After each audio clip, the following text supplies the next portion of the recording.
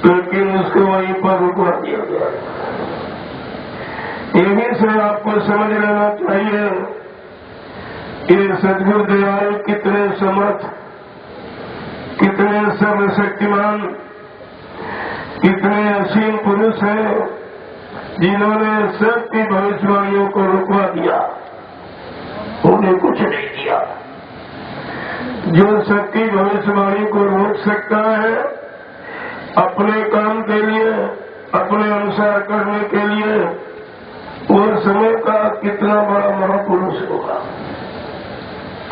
तुमने आज तक ये कुछ विचार नहीं कर पाया और इसी से तुम जब शंकर संदेह में चले गए। बाबा जी ने बहुत पहले कहा कि मैं परिवर्तन करने आया हूँ, परिवर्तन करके ही जाऊंगा। कोई माई काल हमको परिवर्तन से रोक नहीं सकता, न मेरा काम कोई कर सकता है, न हमको अपने काम से कोई रोक सकता है। और आपको तो इसी से विचार कर लेना चाहिए। इतना बड़ा चैलेंज, इतनी मजबूती दृढ़ता के साथ जो महापुरुष विश्व को चैलेंज कर रहा है कि परिवर्तन निश्चित होगा, चाहे जमीन ढह जाए, आसमान फट जाए, लेकिन परिवर्तन निश्चित होगा। यह किसी इंसानी शक्ल के बस की बात नहीं है। जो तुम पुराने नाम लिए बैठे हो, इससे होगा, उनसे होगा, ये रावण भी नहीं कहता था मैं करूंगा, मैं करूंगा, मेरे अलावा कोई करने वाला नहीं। लेकिन परिणाम क्या निकला? ये सब पुराने इतिहास पिछले युगों के समय के आपके सामने रखे हैं। परिवर्तन हमेशा जो नाम जगाया जाता है उसी के द्वारा होता है। यह रावण से परिवर्तन हो गया था, परिवर्तन राम नाम से हुआ था। जो ऋषियों के द्वारा नाम जगाया गया था, क्या परिवर्तन कंस के द्वारा हो गया था? जो नाम जगाया गया कृष्ण नाम, उसी से परिवर्तन हुआ। और सतयुग में क्या परिवर्तन हिरण्यकश्यप से हो गया था? जो नाम हरि नाम जगाया गया उसी से परिवर्तन हुआ। आपके सामने यह सब पुराने इतिहास लिखे रखे, आपको उन्हीं से समझ लेना चाहिए। और जो परिवर्तन करने आया उसको अपना स्थान छोड़ना पड़ा। भगवान राम ने परिवर्तन की आवाज लगाई कि मैं राम राज की स्थापना करने आया हूँ, उनको अयोध्या नगरी छोड़नी पड़ी 14 वर्ष के लिए। कृष्ण ने कहा मैं कृष्ण राज की स्थापना करने आया हूँ, उनको भी जेल में पैदा हुए मथुरा में, लेकिन मथुरा नगरी उनको भी सोचनी पड़ी, छोड़नी पड़ी। आज परिवर्तन की आवाज परम संत सद्गुरु बाबा जय गुरुदेव जी महाराज ने लगाई, उनको भी समय के अनुसार अपना आश्रम मथुरा छोड़ना ही पड़ा। आप परिवर्तन के इशारों को क्यों नहीं समझते हो? क्या पिछला इतिहास झूठा है? ये सब तिथियां और समय घड़ी मुहूर्त सब आपके सामने लिखे रखे हुए, लेकिन जब बच्चों को भूल जाओगे वहीं से शंकर संदेह भूल भ्रम में फंस जाओगे। तो तमाम लोग ये कह रहे हैं हमसे परिवर्तन होगा, इस नाम से होगा, उस नाम से होगा, लेकिन बाबा जी ने क्या कहा था? जन जन की जबान पर जब जय गुरुदेव नाम आएगा, सच्ची स्वतंत्रता का मानो तब आनंद उठाएगा। अगर कोई कहे जय गुरुदेव नाम मिटा दिया जाएगा, तो बाबा जी ने पहले ही चैलेंज किया था, जय गुरुदेव मिटाने वाला स्वयं वही मिट जाएगा। जो संतों से टकराएगा वो चूर चूर हो जाएगा। ये सब पहले ही आपको आगाह करके बता दिया गया, लेकिन तुम्हारे पास जब कोई वचन ही नहीं है तो तुम संकट संदेश से कैसे बचोगे? अपने अपने युगों में कितने बड़े बड़े थे, उनको अहंकार था, हम कर देंगे, हम कर देंगे, हम कर देंगे। लेकिन इतना समय तुमको मिला है, क्या किया तुमने? ये आजादी का 60 वर्ष चला गया, केवल हंसी मजाक में, झूठे वादों में, झूठे प्रचार में, यानी मतलब सारा समय तुम्हारा चला गया। अब क्या होने वाला? अब भी उन्हीं लोगों से उम्मीद करते कुछ होगा। हुई है संत राज भारत में, अब बचाए बची है ना, बाबा जय गुरुदेव की वाणी तब दिखाई पड़ी है। जब संत राज भारत में होगा तब सच्चाई का दर्शन होगा, सबको सत्य न्याय, सत्य रक्षा, सत्य हिफाजत, सत्य नीति, सत्य ही काम, तब यह सच्चाई का काम तभी होगा। इसके पहले कोई नहीं कर सकता। बाबा जी ने तो कहा मैंने सबको मौका दिया, कर दीजिए, तो तुम्हारे बस का है तो कर दीजिए। लेकिन ये कहा था दिल्ली की गद्दी पर बैठकर कोई भी माई का लाल देश की गरीबी, बेरोजगारी, महंगाई को दूर नहीं कर सकता, बढ़ते हुए टैक्सों की भरमार को नहीं रोक सकता, चोरी डकैती, कत्ल, बलात्कार, हिंसा, मारकाट, इसको खून खराबा को, अशुद्ध खान पान की बिक्री को नहीं रोक सकता है। अरे संत वचन है, तुम हंसी मजाक समझते हो। संत वचन पलटे नहीं, पलट जात ब्रह्मांड। चाहे ब्रह्म प्रिय ब्रह्मांड की रचना में तब्दीली बदलाव कर दे, लेकिन संत जो कहेंगे वो करके ही दिखाएंगे। संतों की जबान दस्तावेज होती है, जिसको आप कहते हो यूनिवर्सल ट्रुथ, अकाट सत्य, कोई नहीं काट सकता। जिनके लिए भगवान राम ने भी कहा, क्या भगवान भी झूठ बोलता? भगवान राम ने क्या कहा कि हमारे बचन परिचय फीका, बसंत बचन पत्थर कैली का। हमारे वचनों में हेरा फेरी हो सकती है। भगवान राम ने कहा मैं सीमित व्यवस्था परिवर्तन के लिए आया हूं, केवल राम राज्य की स्थापना। राज्य एक सीमित व्यवस्था है, लेकिन बाबा जय गुरुदेव जी महाराज ने सतयुग साम्राज्य लाने का संकल्प लिया, विश्व परिवर्तन की शपथ उठाई है। ये कैसे झूठ हो जाएगा? ये कहा था आगे भविष्य में बच्चा ऐसा खेल खेलूंगा, ऐसी लीला करूंगा, मेरे खेल को देखकर तुम भ्रमित मत हो जाना और भजन करके मेरा इंतजार करना।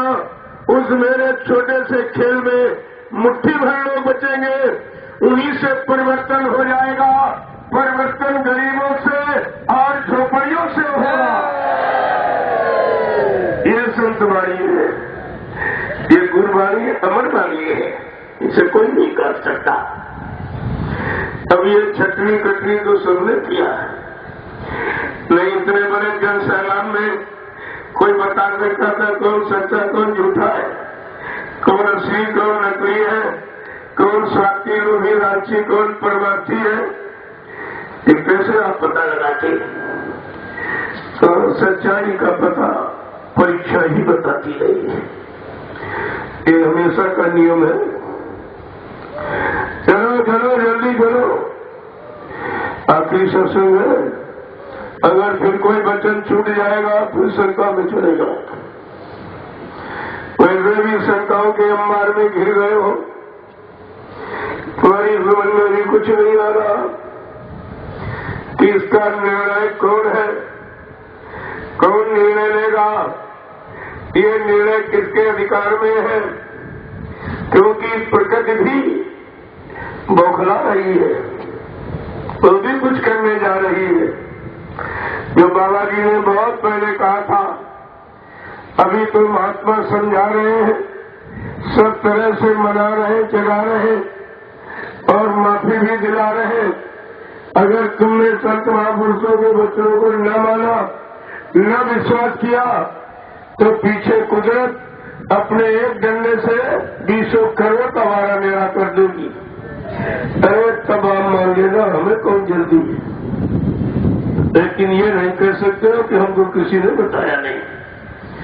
पहले पूरे हिंदुस्तान में 3.5 वर्ष से ऊपर हो गया, इन प्रेमियों के कानों तक गुरु के किए गए वादे, परिवर्तन की आवाज, उस परिवर्तन की बेला में जो सदगुरु दयाल ने संकल्प प्रतिज्ञा की है, उसको बताते बताते हमें इतना समय हो गया। और मैं हरिद्वार की धरती पर तीसरी बार आया हूं। 2 बार छोटे छोटे करके में बीज डाल दिया गया था कि समय आने पर इस बीज को अनुकूल स्थितियां परिस्थितियां मिल जाएंगी तो ये तुमको पेड़ के रूप में दिखाई देने लगेगा। आज वो बीज बढ़ करके आपके सामने देख लीजिए। ये जैसा आपके सामने है, इसे कोई गिन सकता? कोई मीडिया पत्रकार इसे गिन सकता है कितने लोग आए हुए? और कोई मीडिया पत्रकार आगामी व्यवस्था को बता सकता है कि ये काफिला किस लिए आया है, क्या संकल्प लेके आया है और क्या संकल्प छोड़ के जाएगा? मालूम है तो किसी को? तो तुमको जानते ही नहीं हो। और अहंकार गुमान घमंड लिए बैठे हो। प्रेमियों, भारत देश है धार्मिक धरा। क्या रामकृष्ण का प्रचार अखबार रेडियो से हुआ था? क्या पत्रकार मीडिया के द्वारा हुआ था? सब भक्तों के द्वारा। ये धार्मिक धरा का सिद्धांत है, हमेशा भक्तों के द्वारा ही जानकारी दी जाती है। तो आपको तो ये सब जानकारी ले लेनी चाहिए थी। मेरे पास तो बहुत से लोग आते हैं। मैंने कहा हमको इससे जरूरत आपकी नहीं है, लेकिन आपका सम्मान है। आया हो, बैठो, सुनो और भंडारों में प्रसाद लो, अपनी आत्मा का कल्याण करो, क्योंकि आत्मा तुम्हारे पास भी है। ये रौनक चाटक नाटक जो तुम लिए घूम रहे हो, 1 मिनट में खत्म हो जाए और तुम कुछ नहीं कर पाओ। इसलिए हकीकत को समझो, वास्तविकता रियलिटी, ये जीवात्मा का ही खेल है सब, पूरी सच में। जिस दिन तुम्हारे शरीर से जीवात्मा निकल जाएगी, तुम्हारे सारे नाम और खिताब, उपाधियां और पदवियां ये सब खत्म, केवल एक नाम तुम्हारा रह जाएगा, ये मुर्दा है, मिट्टी है। सारी महिमा खत्म 1 सेकंड में हो जाएगी। तुम्हें वो अंतिम समय का हाल हवा नहीं कुछ मालूम। और एक दिन ये सबका होगा। रात को ये देश, ये समाज, ये परिवार, ये समाज परिवार शरीर, इसके भोगों के सामान, रात पर धन दौलत मान सम्मान सब छोड़ के जाना।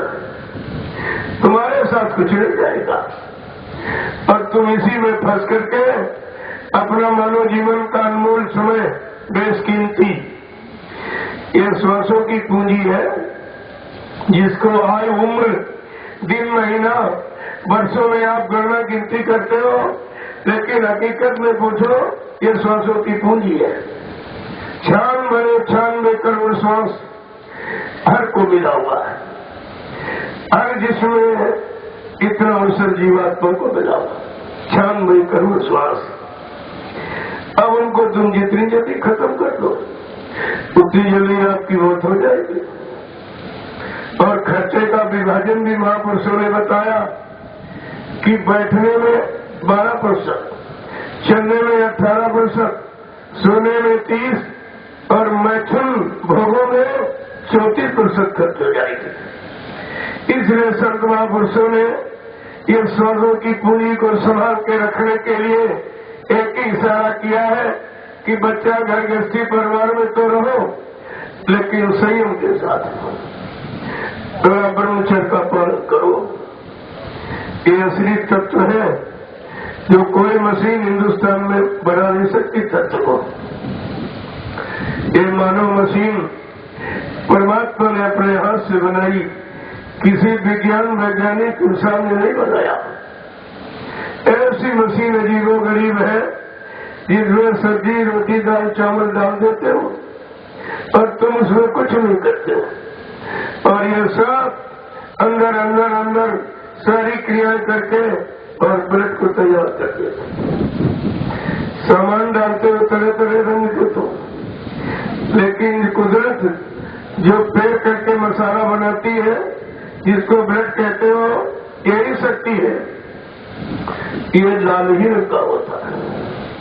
तुम चाहे जैसा पदार्थ खाओ, लेकिन कुदरत उसी रंग का वो तत्व बनाएगी। जब तुम 1 महीने संतुलित आहार करो और उसमें 1 किलो ब्रेड तैयार हो जाता है। जब 1 किलो ब्रेड को ये मशीन रिफाइन करती है तो 1 तोला मीट बनता है, और एक बार में भोग में 1.5 तोला आप खराब करते हो। लिहाजा हिसाब लगाओ तुम्हारे पास है क्या? एकदम खाली बैठे, कुछ नहीं। ये तत्व परमात्मा ने अपने को पाने के लिए दिया था। ऋषि मुनि योगी महर्षि, इनका नाम क्यों नहीं याद? ये जंगलों में रहते थे, कोई कपड़ा नहीं, कोई झोपड़ी नहीं, और प्रकृति को चुनौती दे देते थे। सर्दी गर्मी बरसात ओला पाला तुषार आंधी तूफान सबको बर्दाश्त करते थे। किसके बल पर? ये शाकाहारी सदाचारी ब्रह्मचारी, ये 3 गुण थे इनके पास। और तुम्हारे पास आज अंग्रेजी तालीम को लेके बैठे हो, तुम्हारे पास तो कुछ है ही नहीं, सब खो दिया। न तुम शाकाहारी हो, न सदाचारी हो, न ही तुम ब्रह्मचारी हो, तो तुम कुदरत की मार से कैसे बच पाओगे? ऋषि मुनियों के इतिहास को उठा के देखो। ये हरिद्वार पावन धरती, हरि का दरवाजा, हरि को पाने का, देखिए कितना कैसा नाम है। और आज तक लोगों ने हरिद्वार कहा, लेकिन समझा नहीं कि हरिद्वार का मतलब है। जहां पर हरि को लोगों ने पाया। ये द्वार किसके द्वारा? गुरु के द्वारा। हरि गुरु के द्वारा मिलता है, बिना गुरु के किसी ने नहीं पाया। और तुमको तो सद्गुरुदेव मिले थे, तुम कुछ नहीं समझ पाए। जब गुरु ने हरि को मिला दिया तो सद्गुरु क्या कर सकता है? कितने आगे की चीज, कितने आगे का महापुरुष तुमको मिला, लेकिन तुमने न गुरु को समझा, न संत को समझा, न सद्गुरु को समझा। तुम्हारी समझ में कुछ नहीं आया। और इतने दिन मथुरा जाने का, सत्संग सुनने का, दर्शन करने का, सेवा करने का, देने का, प्रचार करने का, गुरु से नाम दान लेकर सुमरन ध्यान भजन करने का तुम्हारा मतलब क्या निकला? कुछ नहीं, सब धोखा, सब झूठ। ये तो कम से कम विचार आपको करना चाहिए। इतने सालों जाना आना और समझ में कुछ नहीं, न गुरु को समझा न अपने को समझा कि हम किस लिए गए थे, गुरु किस लिए आया है इस धरती पर। न तो गुरु की महिमा और न शिष्य की महिमा, क्योंकि गुरु की शिष्य की महिमा, ये शिष्यता कैसे मिलती है कि दीनता से, नम्रता से, शीलता से, सौम्यता से, विनम्रता से, चरित्रता से, निर्मलता से ही शिष्यता मिलती है। और तुम्हारे में एक भी गुण नहीं, तुम सब स्वार्थी लोग ही लाची, झूठ बोलने वाले, बेईमानी करने वाले, धोखा देने वाले, यानी चरित्रहीनता में सबसे आगे। तुमको क्या मिलना है? क्या है अरे शिष्य, बन तो सभी जाते हैं, लेकिन भक्त कोई कोई बनता है। बाबा जी ने बहुत पहले कहा, मेरे इस आध्यात्मिक सत्संग को सुनने वालों की संख्या हिंदुस्तान में करोड़ों होगी, लेकिन लेने वाले कोई 1500 होंगे और लेकर संभाल के रखने वाले कोई 200-400 होंगे, 200-400। और अपनी मंजिल पर अभ्यास करके अपनी मंजिल पर पहुंचने वाले कोई बिरले ही होंगे। प्रेमियों, उन्हीं बिरलों की लिस्ट बनाई जा रही है। वो बिरले कौन है? जो अपनी जीवात्मा को जगाना चाहते, परमात्मा से मिलाना चाहते और अपने धर्म का मंडल लोग जाना चाहते।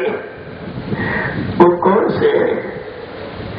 तो बगैर परीक्षा के क्या कोई विद्यार्थी अपना डिवीजन बता सकता है? क्या मान्यता बगैर परीक्षा के मिल पाती है? ये छोटी छोटी बातें आपकी समझ में नहीं आई तो गुरु का गुण राज रहस्य जीवात्मा और परमात्मा से मिलेगा तो क्या समझो? क्या आप समझेंगे? क्या जानकारी है? तो इसलिए हकीकत को हमेशा बताने के लिए ही संत महापुरुष आते हैं। गुण हो तत्व संत दुराऊ, इस गुण राज रहस्य को, जीवात्मा और परमात्मा के मेल मिलाप को संत महापुरुष कभी छिपाते नहीं है। लेकिन ये भी लिखा है, गुण हो तत्व संत दुराऊ, अधिकारी जन वाको पाओ। जो इसका अधिकारी होगा, पहले कर्मचारी बनो फिर अधिकारी बनो। बगैर कर्म के कोई अधिकार यहाँ नहीं मिलता है, क्योंकि भारत देश कर्म प्रधान देश है। ये ऋषि मुनि योगी महर्षि और तारी शक्तियों का ये देश है, ये भोगियों का देश नहीं है।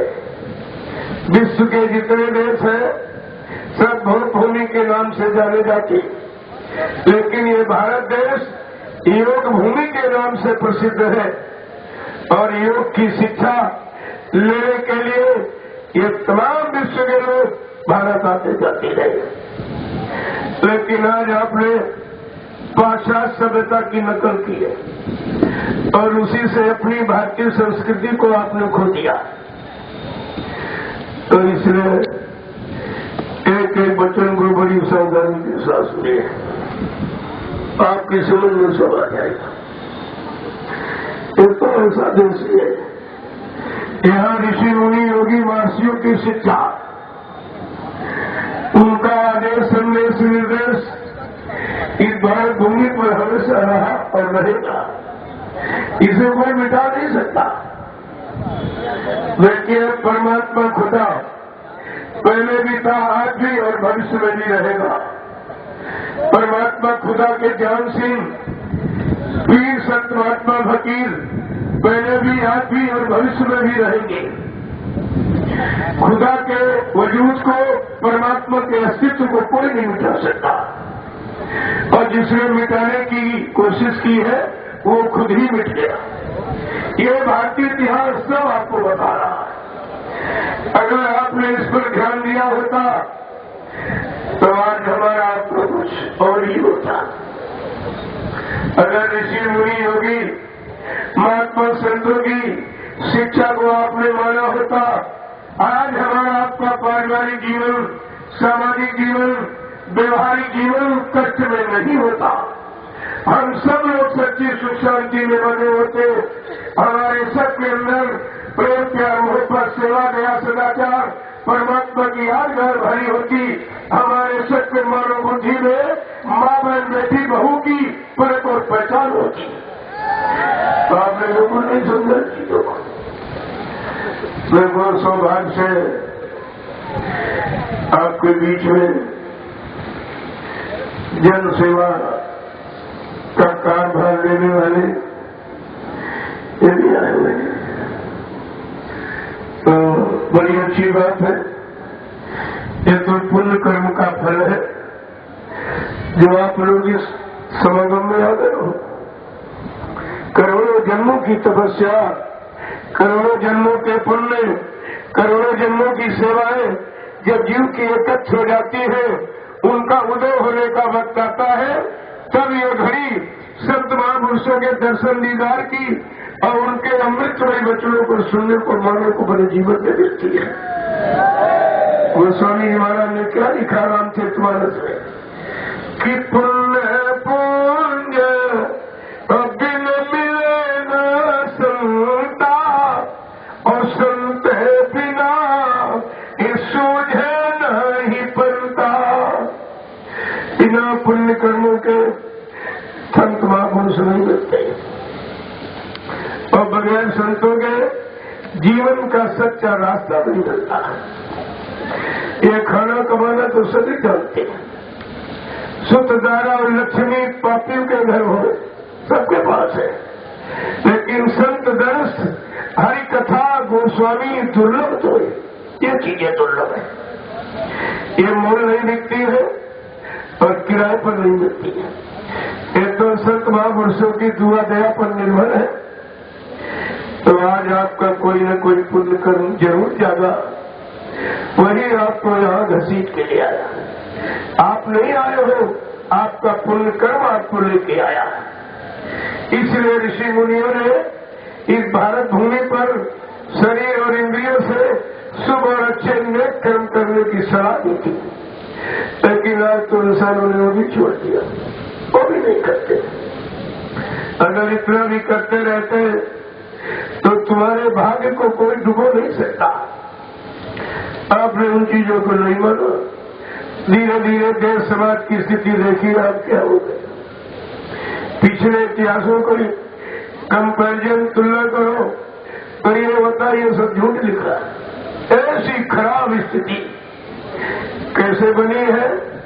ये भारत देश धार्मिक देश, यहाँ पर एक सिद्धांत नियम कानून बना है, जैसा कहा करो आहार और वैसे बने विचार, जैसा खाओ अन्न वैसा बने तन मन, और जैसा पीवो पानी वैसी होवे वाणी।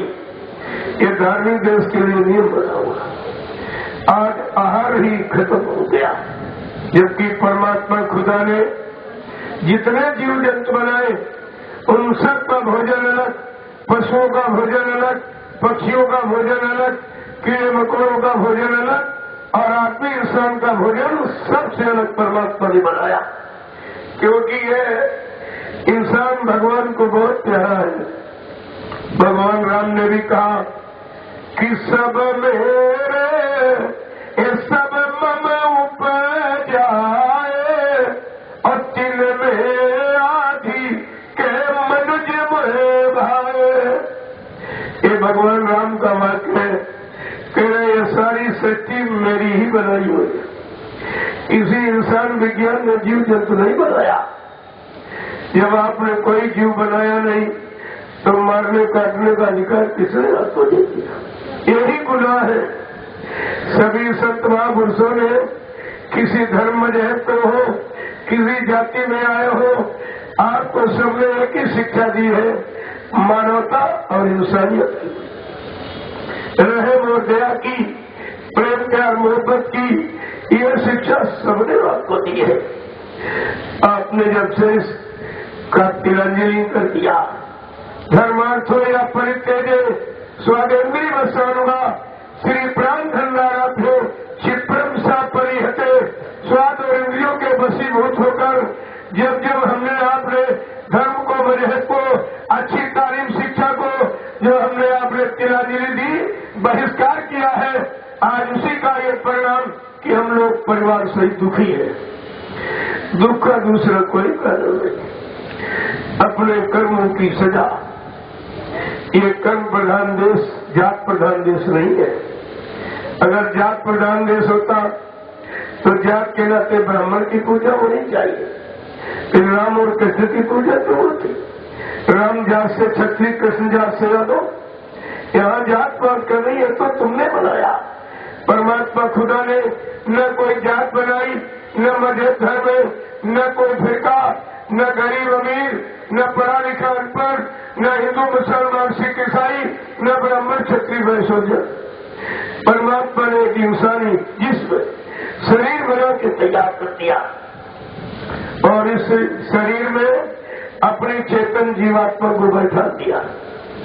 ये जीवात्मा के कारण तुम्हारा शरीर चलता फिरता, उठता बैठता, बोलता चलता नजर आ रहा। जिस दिन परमात्मा अपनी चेतन ऊर्जा शक्ति ताकत जीवात्मा को निकालेगा, 1 मिनट में तुम्हारा शरीर जमीन पर गिर जाएगा। लोग तुमको कहेंगे मुर्दा मिट्टी, मुर्दा मिट्टी। सारे नाम, सारे खिताब, सारी पदवियां आपकी खत्म हो जाएगी। और एक दिन ये होना है, क्योंकि शरीर तो छोड़ना पड़ेगा आपको। किसी का दिया हुआ है, किसी के दिए हुए पर तुम्हारा अधिकार क्या है? जब चाहे तो छीन लेगा, और छीन ले रहा है और तुम रोते चिल्लाते रह जाते हो।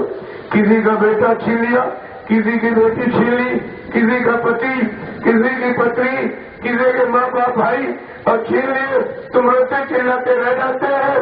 तुम्हारा कोई बस है? इससे समझ लेना चाहिए हमारा यहाँ कोई अधिकार नहीं है। हम किसी के अधिकार क्षेत्र में जीवन यापन करते हैं और एक दिन ये जीवन लीला समाप्त हो जाएगी। तुम्हारी जीवात्मा को निकालकर ये फरिश्ते यमदूत परमात्मा के धर्मराज के दरबार में ले जाके खड़ा कर लेंगे।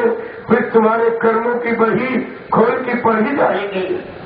किस तारीख में, किस दिन, महीने में कितना अच्छा किया, कितना बुरा, कितना पाप किया, कितना पुण्य, किस लोगों को सताया, किस लोगों का सहयोग किया, ये शुभ और अशुभ कर्मों की पूरी फाइल तुम्हारे मन की वापस कर दी जाएगी और तुम्हारा कोई शोर सिफारिश होने वाला नहीं। उस दरबार में कुछ नहीं है। इसलिए थोड़े दिन का जीवन है। कलयुग में तो बहुत कम उम्र है, 100 वर्ष की आपको मिला है। और भी नियम संयम से चलोगे तो अगर शराब कबाब में व्यभिचारों में फिर गए तो 50 में ही खेल खत्म हो जाएगा। तो कम से कम जो मानव मंदिर ये मिला है परमात्मा को पाने के लिए, इस मनुष्य मंदिर की तुम्हें हिफाजत करनी चाहिए। ये तो परमात्मा ने बनाया, जो हम आप लिए बैठे हो ये भगवान का बनाया, और जो ईंट पत्थर का है वो इंसान का बनाया।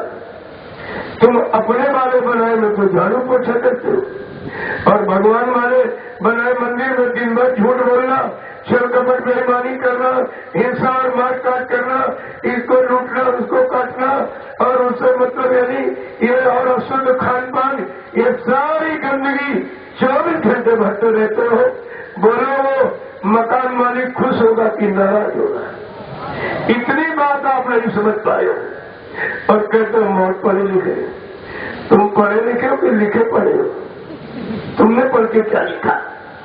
कोई शास्त्र, कोई पुराण तुमने कोई बनाया है? अरे तुम लिखे पढ़े हो, जो लिख दिया गया ऋषि मुनि योगी महर्षियों ने, तुम वही पढ़ते हो। तुम्हारा इसमें कोई अनुभव, कोई एक्सपीरियंस, कोई जानकारी ही नहीं है। यही सबसे बड़ी अज्ञानता है और इसी अज्ञानता के कारण आज मानवता चली गई, इंसानियत प्रेम प्यार मोहब्बत चला गया। या कोई इसको लाके खड़ा कर सकता? किसी की बस की बात? अरे कहने के लिए तो रावण भी कहता था कि हम ही करेंगे, हम ही भगवान है, हम ही गुरु है, हम विश्व गुरु है, कोई कुछ नहीं कर सकता मेरे अलावा। लेकिन प्रेमियों, सत्य का निर्णय होता है। वो शक्ति, राम नाम की शक्ति आई और उसने सब काट के खलियान कर दिया। तब समझ में शक्ति आया। पहले तो कोई नहीं समझता, लेकिन गुरु और संत महात्मा आपको बराबर संकेत इशारा करते रहते कि तुम्हारा मानव जीवन है, 100 वर्ष का मिला है, किसी के 40, किसी के 50 चले गए, कितना बचाओ? अरे कार्य करने वाला तो सक्षम जीवन तो 40-50 तक ही रहता, इसके बाद तो काम करने को काम रहोगे नहीं। तो काम कम से कम कुछ न करो, किसी के लिए न करो तो अपने मानव जीवन के लिए कुछ समझ लो कि परमात्मा ने मनुष्य मंदिर क्यों दिया है, किस काम के लिए दिया है। अगर उसको तुमसे कमाई कराना होता तो उसके पास ऐसी योनियां है, बैल घोड़ा खच्चर गधा रात दिन कमाता है, आपको उसी में जन्म दे देता लेकिन मनुष्य मंदिर नहीं देता। अगर तुम्हारे से बाल बच्चे औलाद ही पैदा कराना होता तो परमात्मा के पास दो ऐसी योनियां हैं, एक कुत्ते एक सुअर की, जो एक बार में 5-5, 7-7 बच्चे पैदा करता, उसी में आपको जन्म देकर तुम्हारे भोगों की प्यास को बुझा देता। लेकिन ये मनुष्य मंदिर आपको नहीं देता। ये विचार आपको करना चाहिए। जब ये ईंट पत्थर के मंदिर में कोई शराब पीता है, कोई मुर्गा मीट खाता, कोई झूठ बोलता, कोई जुआ खेलता, कोई व्यभिचार, उसमें भी डर है जिसमें कुछ नहीं, कोई रोकने वाला नहीं। और इस मनुष्य मंदिर में तो परमात्मा की चेतन जीवात्मा बैठी है, वो तुम्हारी सारी हरकत को नोट कर रही है, सारे काले कारनामों को नोट करके, और तुम्हारी यही वही कर्मों की बन जाएगी। और जब शरीर से ये चेतन जीवात्मा को निकाला जाएगा और धर्मराज के दरबार में जाके फरिश्ते जमदूत जब खड़ा कर देंगे, तब तुम्हारे कर्मों की वही पेश की जाएगी। और उस समय तुम्हारा कोई सहयोगी होगा, कोई मददगार होगा तुम्हारा। यह सब आपको विचार करके रखना चाहिए। कितना सरल ये सिस्टम कोई नया नहीं, लेकिन साइंस और सोल आत्मा का विज्ञान, ये किसी ने आप लोग नहीं पढ़ाया। शरीर का विज्ञान तो सभी जान गए, शरीर के सामान सभी जान गए, शरीर के भोग सभी जान गए, लेकिन जीवात्मा जो चेतन है, इसका भोग और इसका काम और इसका मतलब यानी धाम, ये तो कोई नहीं बता रहा। और एक दिन ये निकल जाएगी शरीर से, और तुम इसको रोक भी नहीं सकते हो, कोई नहीं रोक सकता है। संत महापुरुष इसी जीवात्मा के लिए ही आते हैं और क्या कहते हैं, घर गृहस्थी परिवार में रहो, बाल बच्चों की खिदमत सेवा करो, आएगा आके सत्कार करो। जब कोई काम तुम्हारे पास संसार शरीर परिवार का न हो, अगर तुम अपने को हिंदू मानते हो तो इसी मनुष्य मंदिर में आत्मा के घाट पर बैठकर परमात्मा का सच्चा भजन करो। अगर अपने को मुसलमान मानते हो, इसी जिस्मानी मस्जिद में रूह से खुदा की इबादत करो।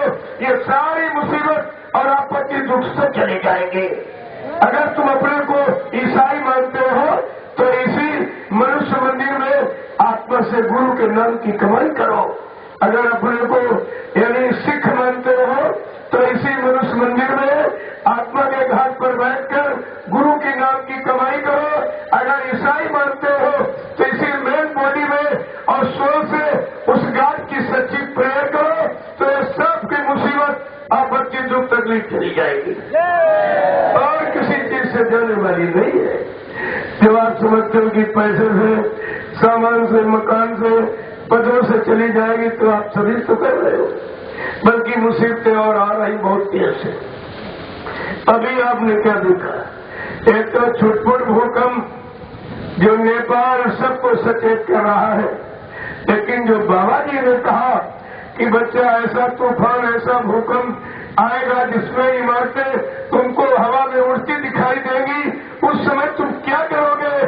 तुम्हारा सारा विज्ञान 1 किलो गेहूं पर केंद्रित हो जाएगा। सारा विज्ञान तुम्हारा 1 किलो गेहूं पर केंद्रित हो जाएगा। अन्य और दवाओं की कमी पड़ेगी, पेड़ों की पत्ती तुम्हें ढूंढे न मिलेगी। ऐसा आएगा तेरे कर्मों का नजारा, और सुनते तो जाओ संदेशा हमारा। ये संदेश संपूर्ण मानव इंसानी जात के लिए आया, एक व्यक्ति के लिए नहीं आता, ये सबके लिए आया है। तो अब ये आए हुए हैं जिन्होंने सेवा का संकल्प लिया है, चलो इनके भी 2 शब्द सुन लीजिए आप। अगर आप कुछ कहना चाहते हैं तो कह सकते हैं, तो क्योंकि समय सबको दिया जाता है, लेकिन ये समझ के कहना, ये संतों का दरबार है, यहाँ झूठ मत बोलना। यहाँ ये वायुमंडल आपका सारा रिकॉर्ड कर रही है। बाबा जी ने बहुत पहले कहा, तुम्हारे पीछे कुदरत ने एक कैमरा लगा दिया है, तुम्हारे अच्छी बुरी सत्य झूठ सब नोट हो रहा है। तो संत दरबार में आने का सौभाग्य मिला है, तो आप वो कहना जो कर सकना, जो कर सकते हो कहिए, आप उसका स्वागत है आपका, ऐसे नहीं है। हम तो चाहते हैं कि सब लोग सच्चे काम करने लगे और सच्चाई देश में आ जाए और पूरा देश सुकून शांति और सुख में हो जाए। अच्छी बात है, ये तो सबका उत्तरदायित्व है। आगे प्रजातंत्र में हर नागरिक का फर्ज है सच्चा काम करने का, सत्य सत्य बोलने का, सत्य देखने का, सत्य सुनने का और सच्ची जगह पैरों से चल के जाने का, हाथों से सच्चे काम करने का, मन से सच्चा संकल्प विकल्प लेने का और बुद्धि से सच्चा निर्णय लेने का अधिकार संपूर्ण मानव जाति को मिला हुआ है। ये परमात्मा ने सबको समान अधिकार दिया है। अब आप कितना करते हो कितना नहीं करते हो ये तो तुम्हारे पर निर्भर है। तो अगर आप कुछ कहना चाहते हो तो अपने बच्चों को निकालिए आप, लेकिन ये ध्यान रख के कहना ये संतों का दरबार है, यहाँ पर जो कर सकते हो वही कर, ताकि तुम्हारी मर्यादा बनी रहे। इतना बड़ा जन सैलाब आया हुआ है, ये सब आपके बच्चों को सुनेगा और कोई व्यक्ति इतने आदमी लेकर अचानक जंगल में नहीं आ सकता है। ये भी आप विचार करिए और इनसे पूछ लीजिए, मैंने कोई डीजल पेट्रोल तुमको नहीं दिया, मैंने कोई रुपया पैसा तो नहीं बांटा है। ये अपना भोजन, अपना नाश्ता और अपना किराया भाड़ा खर्च करके और ये 11 दिन की शांति श्रद्धा सद्भावना मिलन शांति यात्रा को लेकर आपके हरिद्वार में आए हुए हैं। वैसे तो आपके मेहमान हैं, आपके घर आए हुए। मेहमान के साथ क्या व्यवहार होना चाहिए तो ध्यान रखना चाहिए आप। और वैसे आपकी प्रजा है, दोनों चीजें हैं। वैसे आपके घर आए मेहमान, वैसे आपकी प्रजा है। आप राजा हो, ये प्रजा है। राजा का प्रजा के साथ क्या कर्तव्य होता और प्रजा का राजा के साथ क्या कर्तव्य होता, यही तो रामचरितमानस आपको सिखाती है। सारे हिंदुस्तान में रामचरितमानस का अखंड पाठ किया जा रहा, लेकिन प्रेमियों आज राजनीति धर्मनीति का पतन हो गया। सती अनुसुईया सीता की कहानी सुनाई जा रही, नारी का पतन हो गया। राम भरत मिलाप आपको सुनाए बताए जा रहे, लेकिन भाईचारा चला गया। बचा क्या आपके पास? तो वैसे मैं आपका दर्शन करके बड़ा खुश हूँ। कम से कम आपने कुछ अपना कर्तव्य तो समझा। इस समागम में आने का आपने अपना एक लक्ष्य निशाना तो बनाया, क्योंकि हमारे कार्यक्रम में बहुत कम लोग आते, क्योंकि जानते हैं वहां सत्य बोलना पड़ेगा, शराब छोड़नी पड़ेगी, मुर्गा मीट खाना बंद करना पड़ेगा, चलते पर बीमारी छोड़नी पड़ेगी, इसलिए हमारे समागम में कोई नहीं आता। हमने कहा आज नहीं तो कल आपको करना पड़ेगा। यह समय किसी को माफ नहीं करता। मनुष्य बलि नहीं होते हैं और समय हो तो बलवान और ढिल्ला लुट्टी गोपिका वही अर्जुन हुई बात। यह समय है और समय के लिए विद्वानों ने भी कहा टाइम इज ट्रूथ और टाइम इज मनी। समय ही सत्य है और समय ही धन है, और समय को जो समय से निकालना सच्चाई में, अच्छाई में और चरित्र में जान लेता है, वो समय का बुद्धिमान व्यक्ति कहलाता है। ये सब चीजें आपके सामने तो मैं बड़ा सौभाग्य समझ रहा हूँ और आभार भी व्यक्त कर रहा हूँ कि आपने कष्ट दिया। मैं इसकी क्षमा भी चाहता हूँ, लेकिन इस संत समागम में आप आए हो, ये छोटा मोटा आपका पुण्य नहीं है, बहुत बड़े पुण्य है। बड़े पुण्य कर्मों के बाद अब भरोस में बाहर बनता, बिन हरि कृपा मिले नहीं संता। देखिए कितनी बड़ी चीज है, छोटी बड़ी चीज नहीं है, ये बहुत बड़ी चीज आपकी है। तो मैं आपका तहे दिल से सम्मान, स्वागत, वंदन, अभिनंदन करता हूँ कि आपने अपना अमूल्य समय निकाल करके इस संत समागम में दिया है। इसका मैं बहुत बड़ा आभारी हूँ और क्षमा याचना चाहता हूँ कि हमेशा आते जाते रहोगे, किस्मत खुल जाएगी, फिर तुम्हारी किस्मत को कोई बंद नहीं कर सकता है, तुम्हारे परमार्थ को कोई खत्म नहीं कर सकता है। ये सब चीज आने जाने से होती है। आते रहोगे, जाते रहोगे, अच्छी चीज मिल जाएगी, अच्छाई पकड़ लोगे, अच्छा भविष्य, अच्छा चरित्र, अच्छा जीवन आपका बन जाएगा। यही उद्देश्य संत महापुरुषों का होता है। सर्वभूत हिते रहता, सारे जीवों का कल्याण हो। वहां एक जात एक जीव की बात नहीं है। सर्वभूत हिते रहता, जो सारे जीवों के कल्याण में रत है, उसको संत कहते हैं। संत कोई दाढ़ी वाले कपड़े का नाम नहीं होता, जो सबके अंत में था। काम, क्रोध, लोभ, मोह, अहंकार, ईर्ष्या, राग, द्वेष, छल, कपट, झूठ, पाखंड, जो सबको छोड़ करके एकांत में बैठा है, वो संत कह रहा था। लेकिन आज तो संतों की बड़ी बाजार हो गई, इतने अपने को संत लिखने लगे जिसकी कोई सीमा नहीं। आपसे मैं यही पूछूंगा, क्या संत कोई डिग्री है या किसी कॉलेज यूनिवर्सिटी में मिलती है, या कोई संघ संगठन डिग्री बनाता है संत की? ये सब बने बनाए ऊपर से आते हैं। जब जैसी जरूरत आवश्यकता इस मृत्युलोक मंडल में इन जीवों के लिए पड़ती है, तब कैसा वो परमपिता परमात्मा अपने जीवों की हिफाजत और सुख सुविधा और सत्य रास्ते पर खड़ा करने के लिए गुरु संत सदगुरु को यहाँ भेजता है। ये उसकी कृपा मोह से आते हैं और यहाँ पर जनहित का कार्य करते हैं, जनहितों का। तो आपको तो ये सब विचार करके रखना चाहिए। तो आप आए हो तो आपका स्वागत है। देख लीजिए चलकर इस काफिले को, दृश्य को, अनोखा, एकदम शांत प्रिय ढंग का। ये नैमिष धाम नैमिषारण्य से ये 13 तारीख को चला और ये बरेली में रात्रि पड़ाव पड़ा।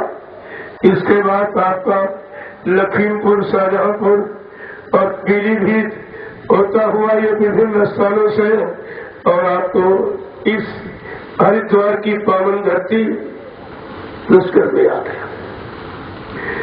ये आया, जो प्रेमियों ने स्वागत किया है वो तो देखने ही योग्य था। क्या भावना इनकी, क्या इनकी श्रद्धा। और ये 350 गाड़ियां, थोड़ी बड़ी चाकरी वाली और 150-200 मोटरसाइकिल है, 250-300 साइकिल आती तो चले गए। उनको एक दिन पहले ही रवाना करना पड़ता है, क्योंकि मुरादाबाद की दूरी काफी है साइकिल यात्रियों के लिए।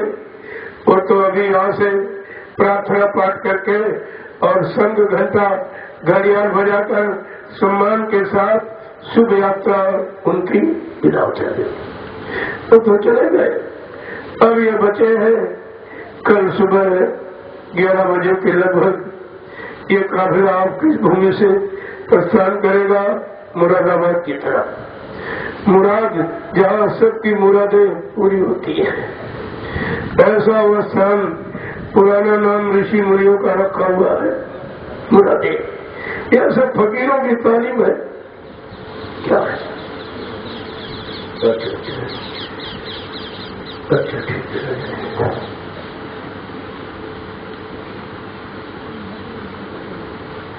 ठीक है। और ये आपका स्वागत है, ऐसा कुछ नहीं है। यहाँ किसी चीज की पाबंदी नहीं हो। वो तो पाबंदी वो रखते जिनको डर होता है, जो डरते हैं वो पाबंदी रखते हैं। यहाँ कोई डर नहीं। जब सबके हित में आया हूँ, सबके हित का काम कर रहा हूँ, तो मैं डर किस बात का डर है। ऐसा विचारधारा आपको रखनी चाहिए। कभी मत सोचो संतों के यहाँ, उनके दरबार में, उनकी शरण में कोई जात पाति का नहीं भेदभाव होता है। छोटे बड़े गरीब अमीर का कोई भेदभाव नहीं होता। वो तो अभेद है, सारे भेदों से अलग।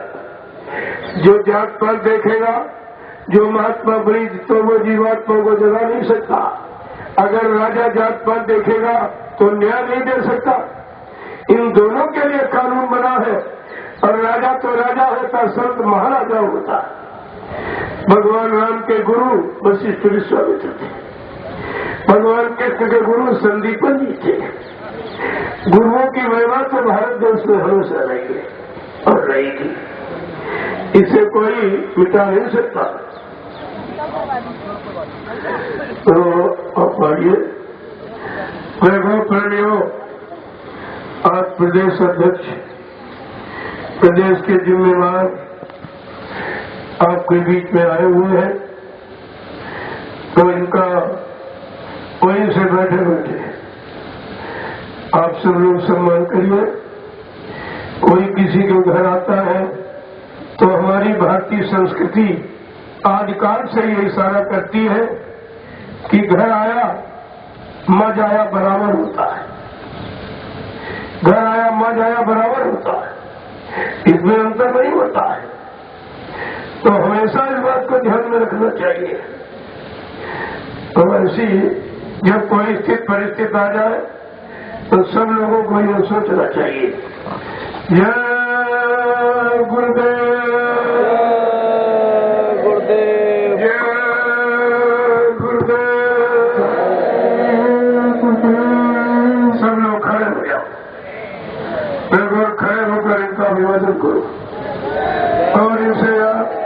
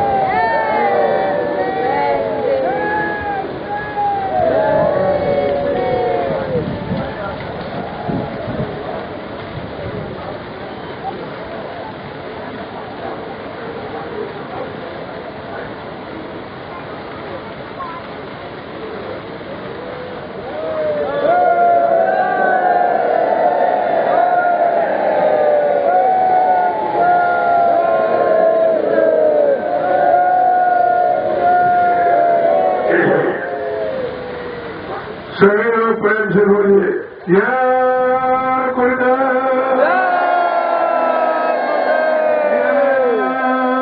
जय गुरुदेव,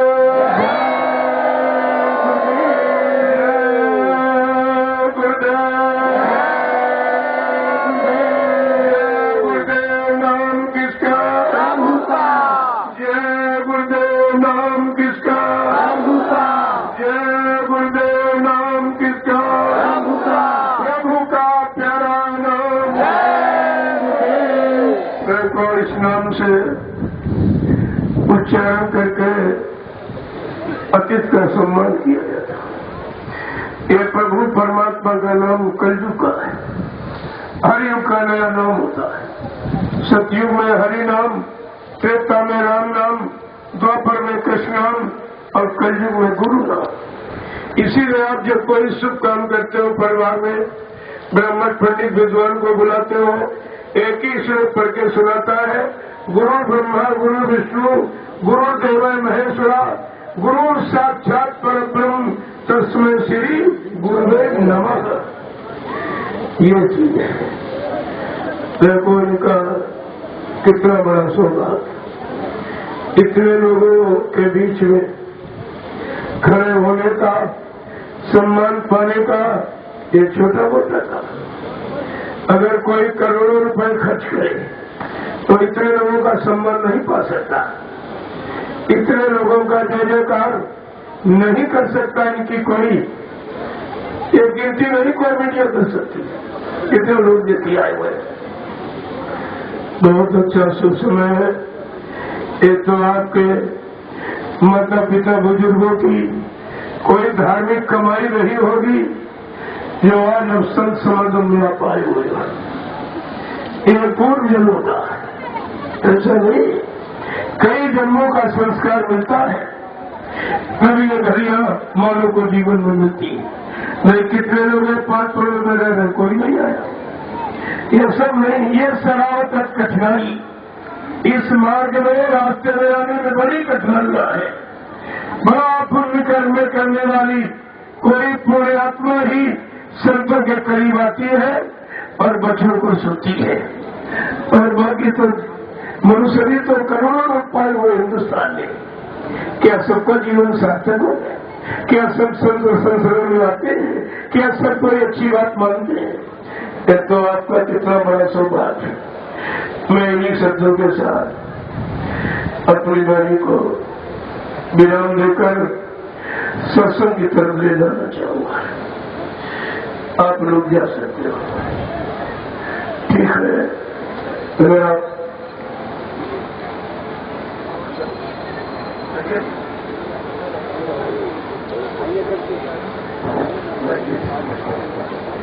देखिए, बड़े सावधानी से सुना।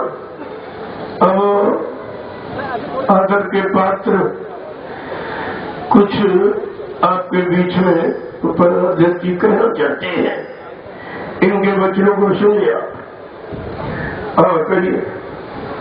जय गुरुदेव। माननीय प्रदेश अध्यक्ष कांग्रेस किशोर उपाध्याय जी आपके बीच में 2 शब्द कहना चाहते हैं, उनको आज सब लोग जय कृष्ण जय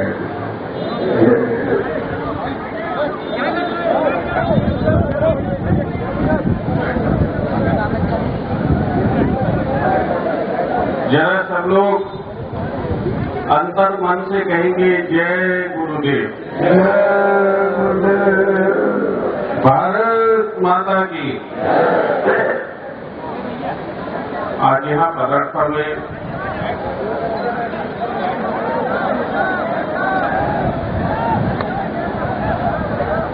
हमारे राष्ट्र स्मरणीय इस संत समागम में आए हुए सभी प्रेमी जन, मैं पूरी जो उत्तराखंड की देवभूमि है गुरुदेव जी के चरणों में प्रणाम करता हूं, उनका वंदन करता हूं, अभिनंदन करता हूं। ये हरिद्वार हर हरि की धरती, मां गंगा की धरती, हमारे साथ में गुरु जी के चरणों में प्रणाम करने के लिए पूरा कांग्रेस परिवार यहाँ रखा है। हमारे जिलाध्यक्ष जी आए हुए, हमारे मंत्री जन आए हुए, उन सबका नाम न लेते हुए मैं निवेदन करना चाहता हूं इस अवसर पर कि अभी तक जो परम श्रद्धेय गुरु जी ने हमारे जीवन का रास्ता बताया, और ये मेरा सौभाग्य है कि उनकी जो अमृत रूपी वाणी है उसको सुनने का मेरे साथियों ने मुझे यहाँ पर आने का अवसर दिया। और निवेदन करना चाहता हूँ बहुत ही विनम्रपूर्वक, ये जो धरती है हमारा सौभाग्य है, भारत का भी सौभाग्य है, उत्तराखंड का भी सौभाग्य है। जिस धरती में मां गंगा और मां यमुना जैसी बेटियां पैदा की, दुनिया में कहीं दूसरी जगह नहीं है। आप देखेंगे पूरी हिमालयी क्षेत्र में सारे के सारे जितने संत पुरुष हुए, मेरा सौभाग्य रहा बहुत से संतों के चरणों के दर्शन करने का, उनको प्रणाम करने का, वंदन करने का। और मैं हर बार उनसे ये जिज्ञासा रखता था कि आपको ऐसी क्या चीज है जो इस देवभूमि जो बद्रीनाथ जी से लेकर के केदारनाथ की, गंगोत्री, यमुनोत्री, और सबसे खुशी की बात यह है क्योंकि हमारे सब यहाँ पर अतिथि लोग आए हुए हैं, जैसे अभी गुरु जी ने कहा कि जगह जगह से पैदल और गाड़ियों से मोटरसाइकिल से यहाँ पर आए हुए हैं। ऐसी क्या चुंबकीय शक्ति है और विशेषकर उनके तो अभी कह रहे थे हम कि गुरु ब्रह्मा गुरु विष्णु गुरुदेव महेश्वरा। कबीर ने कहा कि गुरु गोविंद दोनों खड़े खाते लागू पाए, बड़ी सारी गुरु आप गोविंद दियो बताए। वो लोग भी जो सबसे बड़े महर्षि इस क्षेत्र के हुए हैं, उनको पता नहीं क्या चुनके में उनसे कई बार जिज्ञासा पर पूछा कि आपको क्या ऐसी चुनके शक्ति यहाँ उत्तराखंड की तरफ हिमालय की तरफ खींच करके लाती है। तब तक एक बहुत से स्थान दुनिया में, हिंदुस्तान में, भारत में, लेकिन कोई न कोई ऐसी शक्ति है जिसने मां गंगा जैसी बेटी पैदा की है। उनका जवाब ताकि दूसरी जगह की ही पूरी धरती में ऐसी कोई सुरसरी नहीं है कि जो जब आदमी ये सोचता है कि मेरा महाप्रयाण होगा, सबसे ज्यादा डर का लगता है कि मृत्यु से लगता है, मेरी शास्त्र से लगा, उससे ज्यादा डर हम किसी चीज से नहीं। तो जो एक बूंद गंगा जल हमारे जीवन की जितनी, जैसे अभी गुरुदेव जी कह रहे थे कि अपने जीवन में हमने जितने भी जो काम हमको नहीं करने चाहिए थे, वो जो सारे काम हमने किए, उनसे अगर मुक्ति दिलाता है एक बूंद। और आज अगर सबसे ज्यादा चिंता का विषय, मैं तो ये करने के लिए गुरु जी के चरणों में आया हूं कि वो जो सबको इस दुनिया से ये लोग और उतारने का काम करती है, आज वो खुद संकट में, आज गंगा खुद संकट में, आज मां यमुना खुद संकट में है। तो हम ऐसे अवसर पर एक संकल्पबद्ध हो कि जो यह लोग और परलोक को बचाने का काम करती है, हम उसकी सेवा में कैसे तत्पर हो सकते हैं। गुरु जी की प्रेरणा, जीवन क्या है, जैसे अभी गुरु जी कह रहे थे, मैं कई बार सोचता कि क्या यही जीवन है। मान के मेरा नाम किशोर उपाध्याय है, आज सब लोग मुझे किशोर उपाध्याय के नाम से जानते। मान लीजिए मेरा नाम किशोर उपाध्याय न होकर के सिरकुंज होगा तो सब सिरकुंज के नाम से होगा। तो ये नाम तो सब जो है धरती पर हमको दिए गए, उसे हमारी एक पहचान हुई। लेकिन हमारे जीवन का उद्देश्य क्या है, क्यों हम पैदा, क्यों प्रभु ने हमको इस धरती पर दिया। मेरे विचार से हम कभी उससे नहीं, जैसे कि गुरु जी ने भी कहा कि खाली यही काम है कि मैं सदस्य हो गया, कोई मंत्री हो गया, कोई मुख्यमंत्री हो गया, किसी के 4 बच्चे हो गए, कोई IAS हो गया, यही तो जीवन का उद्देश्य नहीं है।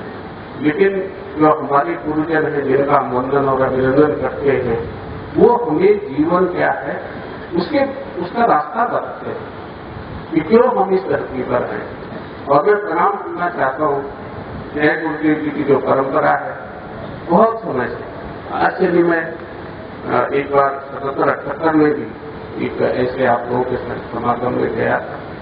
आप लोगों को मनुष्य से मानव बनाने का काम करें, तो इसके लिए मैं सारे आपकी जो परंपरा के हमारे गुरुदेव हैं उनके चरणों में प्रणाम करते हुए, आप लोग जिस मनोभावना से, जिस मनोकामना से इस पवित्र धरती, जैसे मैंने कहा कि ये उत्तराखंड को ये गुलदस्ता है हमारा, यहाँ जहाँ चारों खान है, मां गंगा है, यमुना है, वही बगल में हमारे किरण करियर साहिब है, वही बगल में हमारे हेमकुंड साहिब है, वही बगल में हमारे मीठा साहिब और मीठा साहिब है। सबसे अच्छे अगर ईसाइयों की सबसे पुराने, अगर यहाँ पर सबसे पुराने गिरजाघर उत्तराखंड में है। और मैं आपके चरणों में निवेदन करना चाहता हूँ परम श्रद्धेय जय गुरुदेव जी, हमने जो उत्तराखंड की ये खासियत है जिसको हम उत्तराखंडीय कहते हैं, अब तक बचा करके रखा हुआ है, तो आपके चरणों में मेरा निवेदन है हम उसको बचा करके रख सके। ये आपके चरणों में मैं यहाँ पर निवेदन करने के लिए आया हूँ। हम एक छोटे से सेवक के रूप में उत्तराखंड में पतम पुष्पम फलम स्वयं के रूप में जो भी आपके चरणों में सेवा कर पाएंगे, निश्चित रूप से उसके लिए संकल्पबद्ध करते हैं। और इन्हीं शब्दों के साथ जिन मनोकामनाओं को, भावनाओं को लेकर के इस वीरान जहाँ पर आप देखेंगे रहने के लिए भी नहीं है, आसपास बस्ती भी नहीं है। जितने हमारे भाई बहन दूर दूर से यहाँ हरिद्वार से भी आसपास से भी जिन मनोकामनाओं को लेकर के परम सत्य गुरु जी के चरणों में आए हैं, निश्चित रूप से उनकी तप तपस्या से आपकी वो सारी स्थिति अच्छी भावनाओं की रक्षा होगी, वो सब पूरी होगी। इन्हीं शब्दों के साथ मैं आपके चरणों में पुनः प्रणाम करता हूँ, आपको अभिनंदन करता हूँ और सब अपने साथियों की तरफ से आपको प्रणाम करता हूँ। इन्हीं शब्दों के साथ आपका बहुत बहुत धन्यवाद। आपने मुझे यहाँ पर अवसर दिया अपने चरणों के दर्शनों का, उन चरणों का मैं पुनः वंदन करता हूँ। धन्यवाद।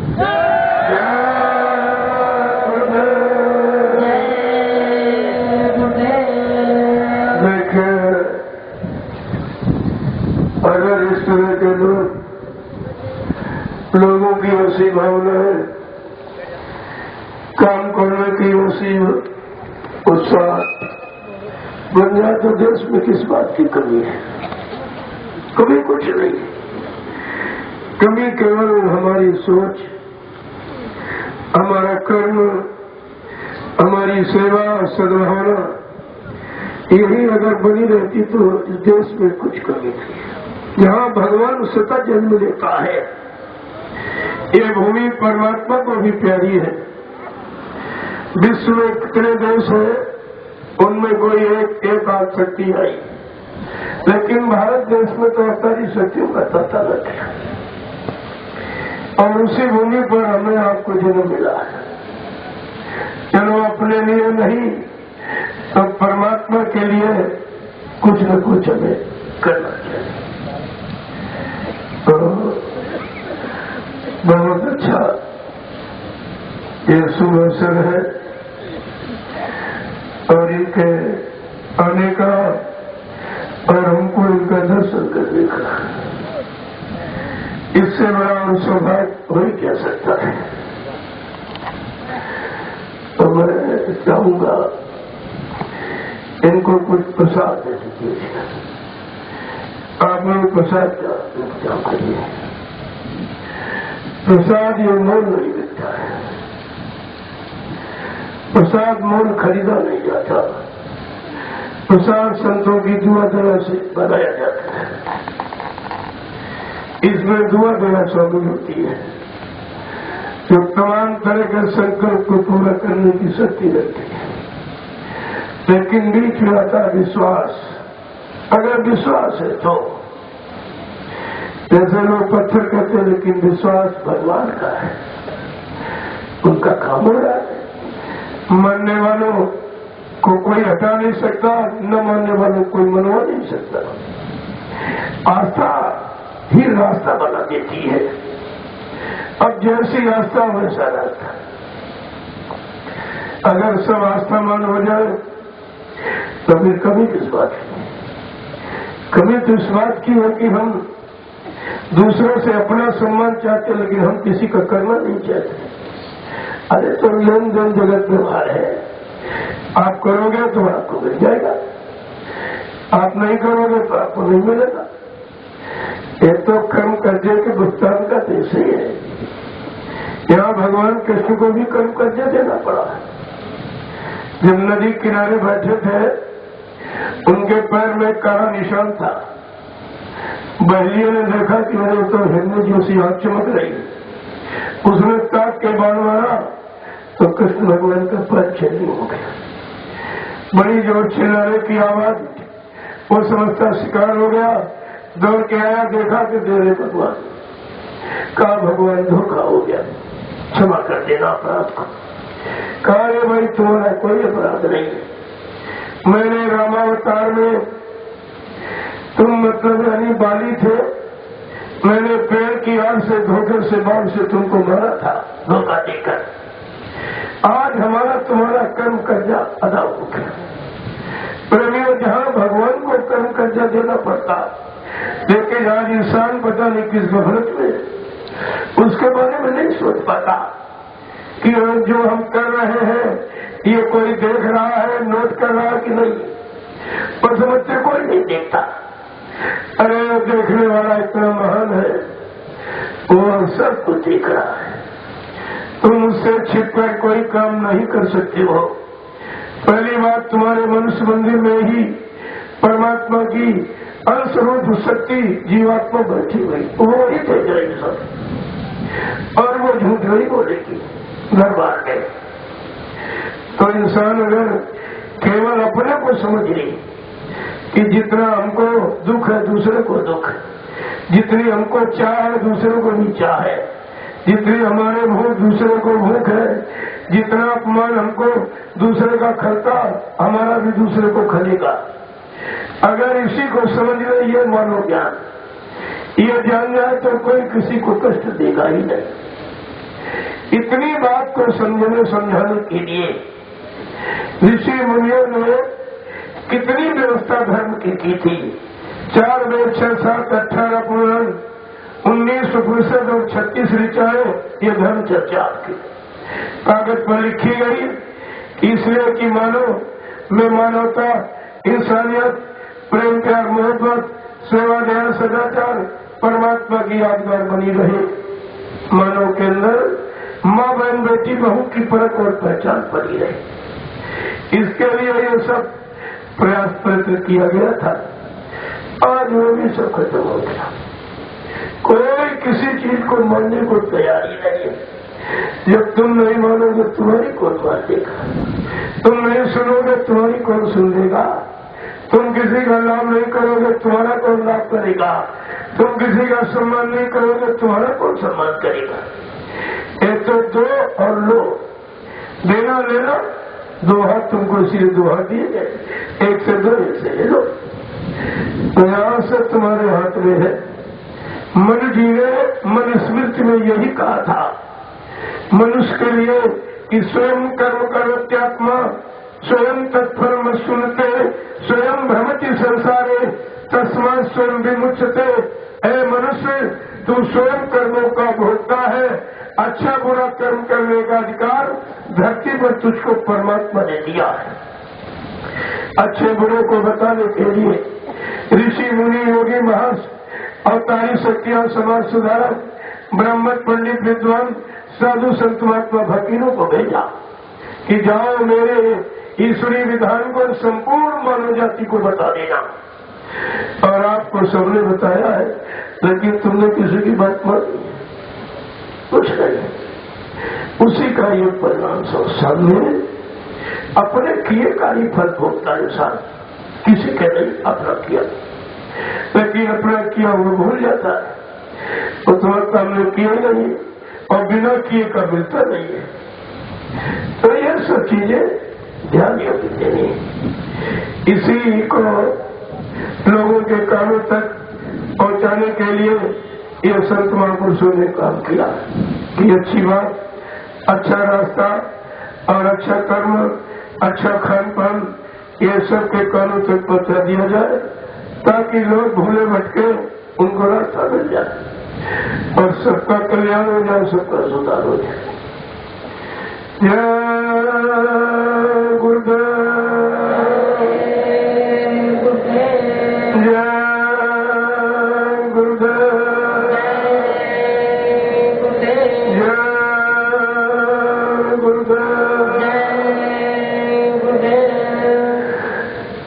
अब सत्संग जहाँ से छूटा था वहीं से प्रारंभ किया जा रहा। बिल्कुल जब हम कोई काम करते हैं और हमको जब लाभ नहीं मिलता है, यानी अपनी परिश्रम पर से हम जब थक जाते हैं, तब हम देवी देवता मंदिर मस्जिद गुरुद्वारे का सहारा लेते हैं। उनसे बड़ी फरियाद करते हैं शायद यहां से बन जाए। ये तो शारीरिक वासनाओं भोगों की पूर्ति के सामान के लिए, लेकिन अगर किसी जिज्ञासु भक्त के अंदर भगवान को पाने की इच्छा उठे तो वो कहा जाता किनकी शरण में? कहते गुरुओं की शरण में जाता है, संतों महात्माओं सदगुरुओं की शरण में जाता है और वो प्रार्थना करता है अगर हम सब लोग अपनी जीवात्मा के लिए उस परमात्मा गुरु गुरु ही परमात्मा से मिलाता है। अगर उस गुरु सदगुरु से प्रार्थना विनती करे तो क्या वो मदद नहीं करेगी? अरे वो मदद करने के लिए ही आते। परमार्थ के कारण साधु धर्म शरीर जो परमार्थ समाज देशी धर्मिक आया है वो यही काम करता है। उनका लोभ लालच का रात पर धन दौलत मान सम्मान पाने का काम नहीं होता। तो ये सब चीजें जब हम सत्संगों में जाते हैं, जब संतों का अनुभव जो उन्होंने अपने जीवन में किया है और मानव जीवन को सार्थक बनाने के लिए जो रास्ता देते हैं, जब उसको हम अपनाएंगे, उस पर हम चलेंगे, कार्य रूप में पालित करेंगे, अपने दैनिक जीवन में प्रयोग करेंगे, तभी उसका लाभ हम पा सकते हैं।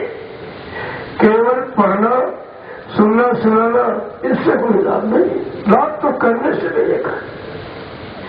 इसलिए संतों ने करनी पर जोर दिया है। करनी करो मांग मन डालो, इंद्री भोग विसारो, इतना काम करो तुम अब की, फिर आगे की सदगुरु जाने। ये शरीर से इतना कर्म हमें आपको करना होगा। लेकिन जहाँ जीवात्मा इसी मनुष्य मंदिर में दोनों आंखों के मध्य भाग में बैठी है, जहाँ पुरुष चंदन लगाता है और माँ बेंदी लगाती है, इसी स्थान पर ये इशारा क्यों किया गया? इतना बड़ा शरीर है, कहीं पर तिलक, कहीं पर चंदन बेंदी लगाई जा सकती, लेकिन ऋषि मुनियों ने, साधु संत महात्मा फकीरों ने ये इशारा बताया है कि ये दोनों आंखों का मध्य भाग ये जीवात्मा का घाट है। यहीं पर जीवात्मा बैठी हुई। जब तक यहाँ का जानकार कोई संत सदगुरु नहीं मिलेगा, तब तक न जीवात्मा जगेगी न परमात्मा से मिलेगी। इतना पुराना सिग्नल, इशारा टिकमार चिन्ह आपको इशारा करके बताया गया, लेकिन इसकी जानकारी कितने लोगों ने की कि आखिरकार चंदन यही क्यों लगाया जा रहा है? इतना बड़ा शरीर है कहीं पर भी, लेकिन ये इशारा केवल जीवात्मा के घाट का है। यहाँ जीवात्मा बैठा है और शरीर के किसी नाके में नहीं है। तो कितनी बड़ी चीज और कितने पुराने समय से बराबर इशारा किया जा रहा कि अगर इस राज रहस्य को जानना चाहते हो, तो स्वामी महाराज ने क्या लिखा रामचरित मानस में कि जाना चाह सी गुण गति हूँ तो नाम जी है जप जानो ते हूँ। जीवात्मा परमात्मा के गुण राज को अगर जानना समझना चाहते हो तो किसी तत्वदर्शी, नाम भेदी शब्द भेदी संत सदगुरु की तलाश करो। जब वो मिल जाएंगे आपको रास्ता दे देंगे। जब तक भेदी नहीं मिलेगा तो भेद कौन देगा आपको? तुम अपनी इच्छा से किताबें पढ़ के भेज जाओ तो क्या किताबें महात्मा बना देगी या किताबें पढ़ के कोई महात्मा बना? वो तो जब जिन्होंने वो क्रिया की है, योग किया है, जब उनके पास जाओगे और आपको शिक्षा दे दे, फिर तुम उस शिक्षा का अपने जीवन में प्रयोग करने लगो तो वो चीज तुम्हारे पास भी आ जाएगी, तुम्हारे पास भी आ जाएगी। तो हमें आपको सद्गुरु दयाल से अपनी जीवात्मा की ऐसी ही प्रार्थना करनी चाहिए। अगर ये प्रार्थना करना आप सीख जाओ, संसार शरीर समाज के लिए तो सब रोना जानते, सभी जानते हैं, लेकिन जीवात्मा के लिए किसी ने बिना का आंसू गिराया आज तक? तुमने मन की पूर्ति, मन की ख्वाहिश तमन्नाओं को पूरा करने के लिए रात दिन प्रार्थना वंदना करते हो, लेकिन जिस जीवात्मा का सारा खेल इस सृष्टि में है, अगर जीवात्मा निकल जाए ये सारे शरीर मुर्दा ही तुमको दिखाई देंगे। जो जड़ को चेतन बना रही है, जड़ से चेतन का काम करा रही है, उस चेतन जीवात्मा के लिए अभी आपने कुछ शुरू भी नहीं किया, क्योंकि की वो जानकारी आपके पास है। उन्हीं जानकारों से हमें आपको अर्जुन उन्नत प्रार्थना करनी चाहिए। सतगुरु तुमसे मेरी यही प्रार्थना, गुरु तुमसे मेरी यही प्रार्थना, सतगुरु तुमसे मेरी यही प्रार्थना, गुरु तुमसे मेरी यही प्रार्थना, मन करे ध्यान सुमिरन भजन साधना, मन करे ध्यान सुमिरन भजन साधना, मन करे ध्यान सुमिरन भजन साधना, मन करे ध्यान सुमिरन भजन साधना, चाह संसार की कोई आवे नहीं, चाह संसार की कोई आवे नहीं, वासना भोगों की कोई सतावे नहीं, वासना भोगों की कोई सतावे नहीं, मेरे बस का नहीं कुछ तुम ही थामना, मेरे बस का नहीं कुछ तुम्ही थामना, सतगुरु तुमसे मेरी यही प्रार्थना, सतगुरु तुमसे मेरी यही प्रार्थना, मन करे ध्यान सुमिरन भजन साधना, मन करे ध्यान सुमिरन भजन साधना, मेरी आशा निराशा तुम करना नहीं, मेरी आशा निराशा तुम करना नहीं, मेरे अवगुण चित्त में धरना नहीं, मेरे अवगुण चित्त में धरना नहीं, मन हो निर्मल विमल बस यही मानना, मन निर्मल विमल बस यही मांगना, सतगुरु तुमसे मेरी यही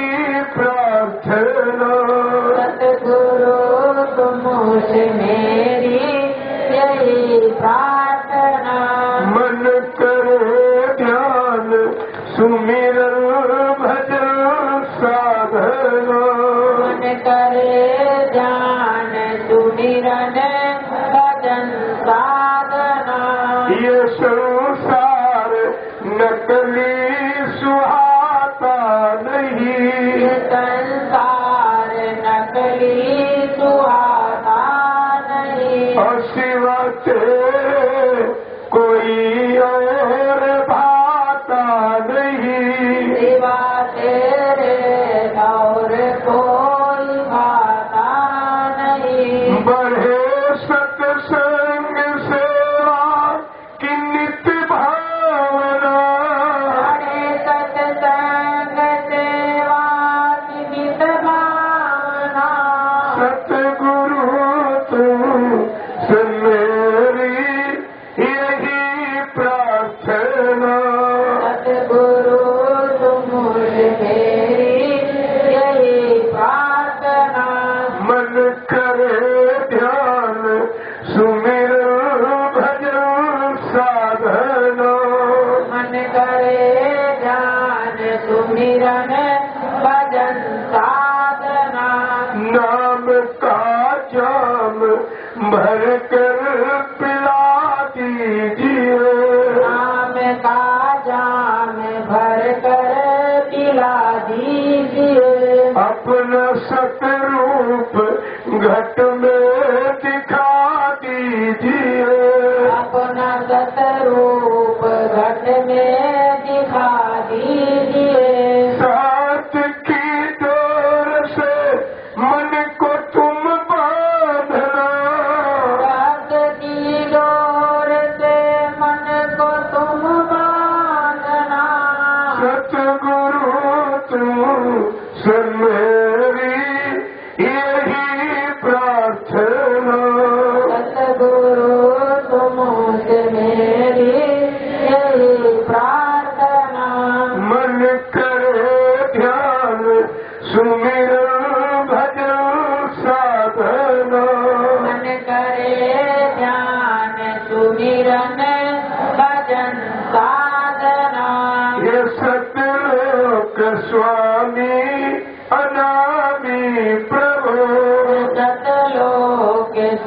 स्वामी अनामी प्रभु धाम मथुरा बनाया है स्वामी प्रभु धाम मथुरा बनाया है स्वामी प्रभु करा रहे तीसरे नेत्र की साधना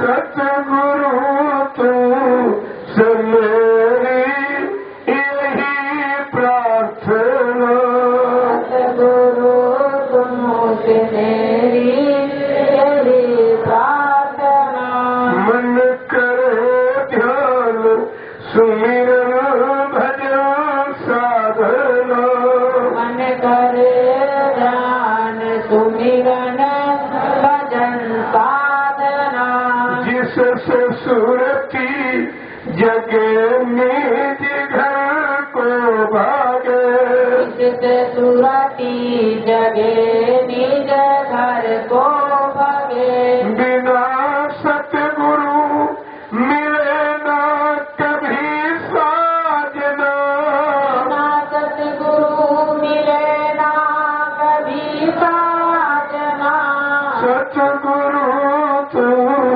से मेरी यही प्रार्थना सतगुरु तुमसे मेरी यही प्रार्थना मन करे ध्यान सुमिरन भजन साधना मन करे ध्यान सुमिरन भजन साधना प्रेम से बोलो ये गुरुदेव नाम किसका प्रभु का प्रभु का प्यारा नाम जय गुरुदेव। उपस्थित सत्संगी जनों ये काल माया का देश है बिना सदगुरु दयाल के इस जीवात्मा को काल माया के देश से कोई नहीं निकाल सकता न इसके घर कोई पहुंचा सकता ये अधिकार केवल सत्पुरुष ने सदगुरु को दिया था और भेजा कि जाओ काल माया ने अपने पाप पुण्य कर्मों की मिलौनी रचना में इन जीवात्माओं को फंसा लिया है तुम जाओ नाम को जगाना नाम को सिद्ध करना फिर नाम दूर सदरूर इन जीवात्माओं को पकड़ना और अपने नाम जात पर बैठा कर इन जीवात्माओं को इनके घर पहुंचाना ये उनका काम और किसी का काम नहीं कोई नकली संत गुरु बन के ये काम नहीं कर सकता ये तो किसी के बस का ही नहीं लेकिन आपको संत मत की परवाह से नहीं मालूम कि संत मत किसे कहते हैं संत मत का मूल सिद्धांत कर्तव्य है क्या अगर ये सब तुमको गुरु के बच्चों से मालूम हो गया होता तो तुमको सबका संदेह भूल भूल में कोई भाषने वाला नहीं था इस देश को घेर करके चारों तरफ काम को लोग वो अहंकार बैठे जो जीवात्मा को निकलने नहीं देती संत सदगुरु दयाल ने कहा बड़े सोच समझ के रहना इसलिए आपको नाम दान दिया ये नाम बाण शुद्ध बाण है ये अगर मजबूती के साथ पकड़े रहोगे और अभ्यास करते रहोगे तो ये काम क्रोध लोगों का तुम्हारे पर दबाव नहीं बनेगा यानी नाजात तुम्हारे पर काम नहीं कर सकते तो महापुरुषों ने समझाकर जीवों के लिए क्या कहा है कि मुसाफिर तुम रहना होशियार मुसाफिर तुम रहना होशियार मुसाफिर तुम रहना होशियार मुसाफिर तुम रहना कुशियार। ठगों ने आन बिछाया जाल, ठगों ने आन बिछाया जाल। अरे तू मुसाफिर कुछ दिनों के लिए इस काल माया के देश में तुझको भेजा गया। अपने को मुसाफिर समझ, परमानंद निवासी मत समझना, धोखा हो जाएगा। और एक दिन ये संसार शरीर सामान सब छोड़ के तुमको जाना पड़ेगा। बहुत होशियारी के साथ रहना। यहाँ ठगों ने तुमको ठगने के लिए अपना जाल बनाया। काम को जुल्म अहंकार ने कि अकेले मत जाना इस राह, अकेले मत जाना इस राह। गुरु बिन नहीं होगा निर्वाह, गुरु बिन नहीं होगा निर्वाह। अकेले मत जाना इस राह, अकेले मत जाना इस राह। गुरु बिन नहीं होगा निर्वाह, गुरु बिन नहीं होगा निर्वाह। मुसाफिर तुम रहना होशियार, मुसाफिर तुम रहना कुशियार। ठगों ने आन बिछाया जाल, ठगों ने आन बिछाया जाल। वो सतगुरु दयाल दया कृपा करके जीवों को कितनी बारीकी से समझा रहे हैं। तुम इस रास्ते पर अकेले मत चलना, क्योंकि काम पर लोग घेराबंदी किए बैठे। गुरु बिन नहीं होगा निर्वाह, और सम्राट गुरु उनको साथ में रखना। गुरु को सिर पे रखिए, चलिए आज्ञा मान, कहे कबीर दास को 3 लोग बहना है। देखिए वो महिमा गुरु की।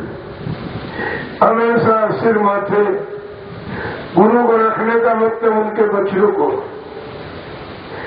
उनके आज्ञा आदेश को हमेशा सिर माथे रखो, तो ये काम क्रोध लोग मुझसे बड़ा कुछ नहीं कर सके। आगे समझा के क्या कह रहे हैं कि जमा सब लेंगे तेरी छीन, जमा सब लेंगे तेरी छीन। करेंगे तुझको अपना दीन, करेंगे तुझको अपना दीन। मुसाफिर तुम रहना होशियार, मुसाफिर तुम रहना कुशियार। कहते जो तूने पूंजी जमा की है, यह सब भड़का भरमा के तुमसे छीन लेंगे। जो कुछ पुण्य कमाई या नाम की कमाई थोड़ी बहुत गुरु के बताने पर आपने किया, तो ये सब छीन लेंगे। जब छीन लेंगे तो तुमको अपना दीन, अपना गुलाम दास बना के रखेंगे। बहुत होशियारी के साथ इस काल माया के देश में रहने की जरूरत है। आगे समझा के क्या कह रहे हैं कि ठगों ने रोका सब संसार, ठगों ने रोका सब संसार।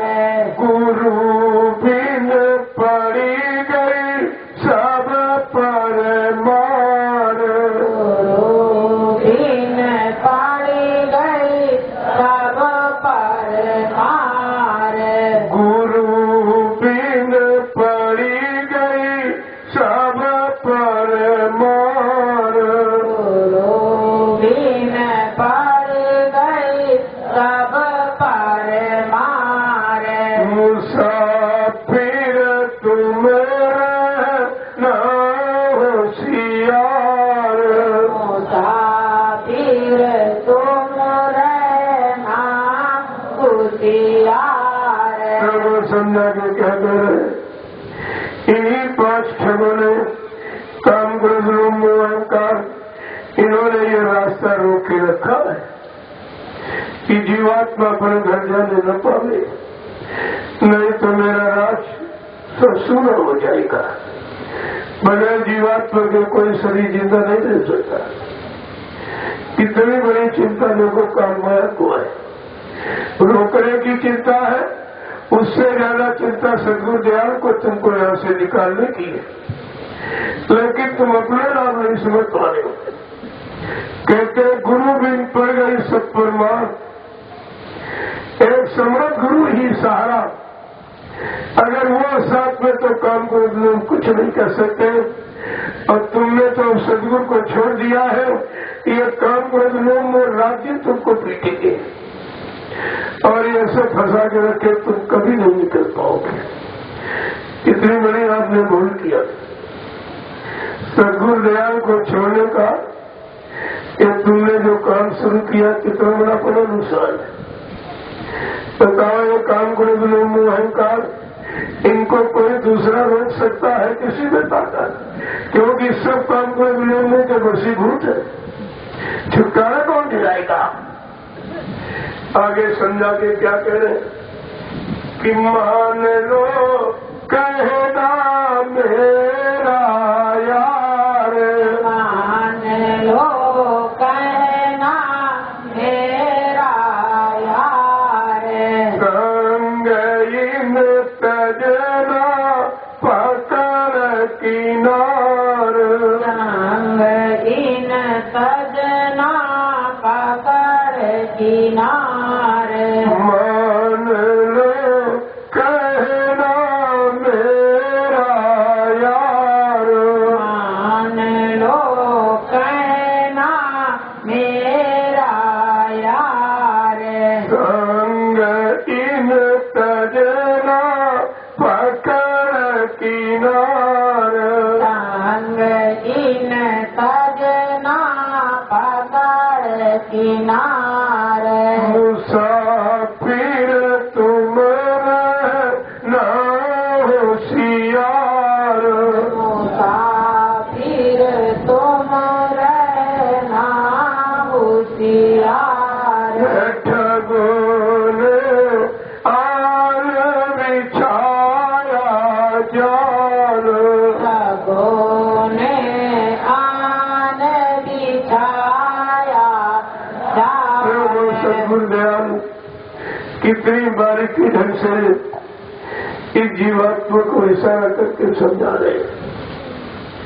तेरे मान ले कहना मेरा, अब भी मेरा कहना मान ले। तुझको यहाँ से बचाने वाला काल माया से कोई नहीं। ये सब लोभी लालची सब फंसाने वाले, ये खुद ही फंसे हैं। तुमको भी तो अपनी तरफ खींच लेंगे, तुम भी फंस जाओगे। संग इन तजना पकड़ किनार, गुरु का जो किनारे ले जाने वाले रास्ता नाम युक्ति, इस नाम को पकड़ ले और इनका संग छोड़ दे। इन काम को लोगों में लुटेरों का साथ छोड़ दे, नहीं ये सब लूट लेंगे और तुमको अपना गुलाम और दास बना के रखेंगे। फिर तुम उधर सपने कभी नहीं जा पाओगे। आगे क्या कह रहे हैं कि गुरु बिन और न कोई रखवार, गुरु बिन और न कोई रखवार। कहूँ मैं तुमसे बारंबार, कहूँ मैं तुमसे बारंबार। गुरु बिन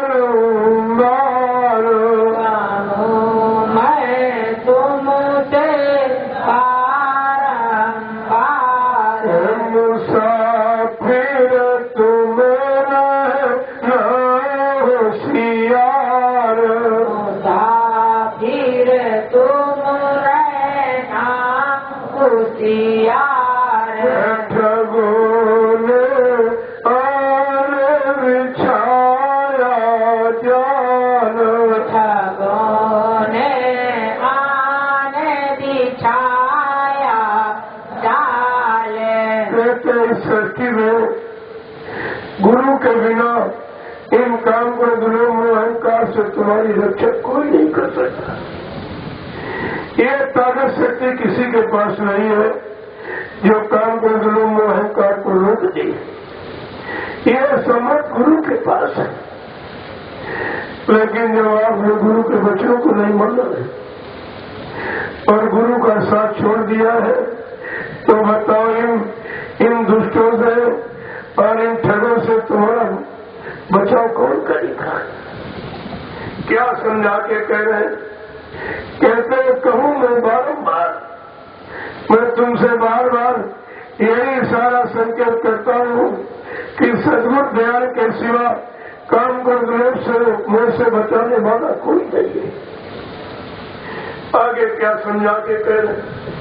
होएगी मंजिल तेरी पार, होएगी मंजिल तेरी पार, गुरु से कर ले जड़ कर प्यार, गुरु से कर ले दृढ़ कर प्यार, होएगी मंजिल तेरी पार, होएगी मंजिल तेरी पार, गुरु से कर ले दृढ़ कर प्यार, गुरु से कर ले दृढ़ कर प्यार, मुसाफिर तुम रहना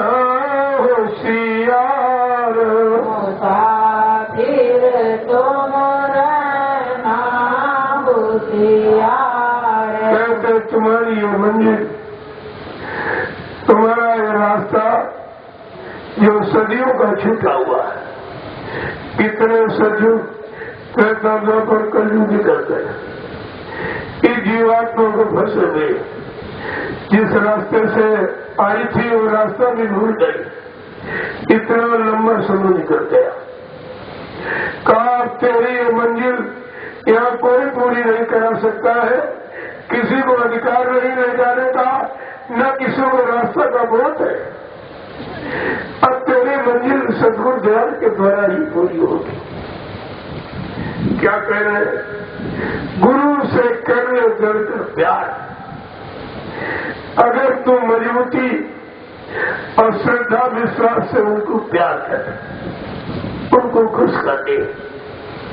जब जब संत जगत में आवे, खोज भाग उनके ढिंग जाओ, हाजिर रहो गिरो चरणों में, करो बंदगी निश्चित आए।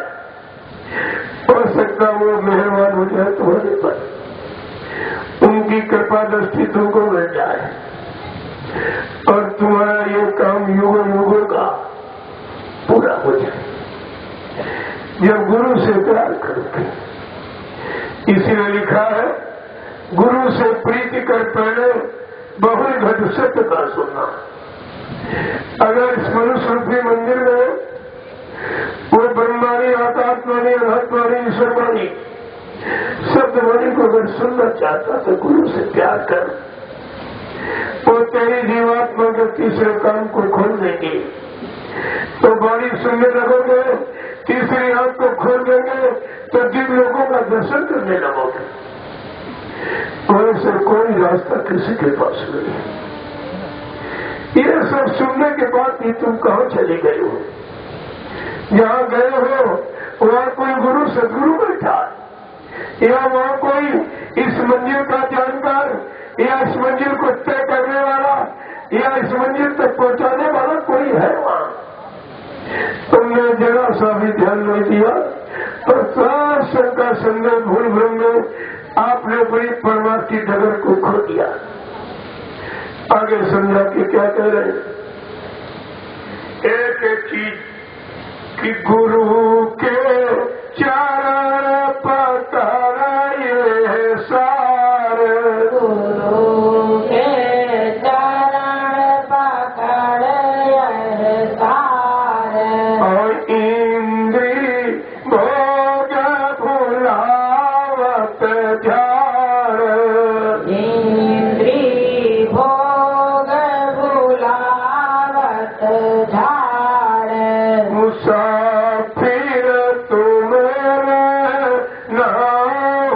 होशियार। मुसाफिर तुम रहना होशियार। ठगों ने आन बिछाया जाल। ठगों ने आन बिछाया जाल। कैसे पकड़ लो इनको चरणों को, तो और तो कुछ नहीं कर सकता है, लेकिन दृढ़ता से इनके चरण पकड़ ले। ये दयालु कृपालु है, दया कर देंगे। तेरा ये युगों युगों का ये भूला मिश्रा रास्ता तय हो जाएगा। पूरी बिछुड़ी जीवात्मा अपने घर पहुंच जाएगी, अपने मालिक प्रीतम का दर्शन दीदार करने लगे। वो कितनी बड़ी चीज सदगुरु दयाल लेकर के आए, लेकिन आपने उन्हीं को छोड़ दिया। तो यह चीज दौलत कौन आपको दे देगा? किसके बाद आत्मिक दौलत का खजाना है जो तुमको दे देगा? समझा के क्या करें? इंद्रिय हो भुलाओ झाल। जिस इंद्रियों के गंदे छड़ी रंग भोगों के लिए तूने गुरु को छोड़ दिया और फिर उसी गंदगी में जा गिरा है, कहते इसको भुला दे, छोड़ दे और सदगुरु के बताए रास्ते पर फिर से खड़ा हो जा। ये तेरा काम हो जाएगा। आगे क्या कह रहे कि यही है ठगिया करत ठगार। यही है ठगिया करत ठगार। सतगुरु स्वामी तो है पुकार। सतगुरु स्वामी तो है पुकार। मुसाफिर तुम रहना होशियार। मुसाफिर तुम रहना होशियार। ठगों ने आन बिछाया जाल। ठगों ने आन बिछाया जाल। यही काल ठगिया है जो सब जीवों को ठग के वहां पर रखा। काम क्रोध लोभ मोह अहंकार इतने चोरों को बसाया और इन्हीं से तुमको हमेशा फंसवाता रहता है। और यही में कर्म करके बार बार 4,84 लाख नरकों की योनियों में जन्म लेकर के अपने कर्म करने का भुगतान करते रहते हो। संत सदगुरु इसी कर्म करने का भुगतान कराने के लिए आए और तुमको काल की बस्ती से निकाल कर अपने देश पहुंचाने के लिए आए। लेकिन तू उनके वचनों को तो मान ले। वो तो समझ रहे जो तेरे इतने उच्चारण किए गए। क्या कह रहे हैं? सतगुरु स्वामी कहे पुकार। ये बार बार पुकार लगा रहे, आवाज लगा रहे, चिताते जगाते होश में ले आ रहे। अभी चेत जाओ, नहीं ये मानो अनमोल जीवन तुम्हारा व्यर्थ में चला जाएगा। फिर ये परमात्मा आपको बार बार नहीं देगा। कबहू कर करुणा नर देही, देत ईश बिन हेतु सनेही। कभी कभी करुणा निधान कृपा दया मेहरबानी करके ये मानव अनमोल मंदिर हम सबको अपनी जीवात्मा के उद्धार के लिए दे दिया। जाओ अब की बार मानव तन में जीवात्मा को सौभाग्य मिला है, किसी महात्मा गुरु की तलाश करके अपने घर का रास्ता पूछ लेना और घर की तैयारी करके अपने घर चले जाना। इसलिए मानव तन आपको मिला है। आगे समझा के क्या करें कि शरण में आ जा समान। शरण में आ जा ले संभाल। शरण में आ जा समान। शरण में आ जा ले संभाल। नाम संग हो जा होए उद्धार नाम संग हो जा होए उद्धार मुसाफिर तुम ना होशियार मुसाफिर तुम रहना होशियार ठगोन आर विचारा जान भगोने आने छाया कितने दयालु कृपालु है।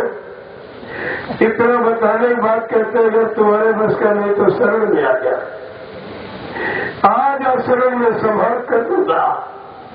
कितना बड़ा संकल्प, कितनी बड़ी प्रतिज्ञा जो इस सृष्टि में किसी संत ने नहीं किया है।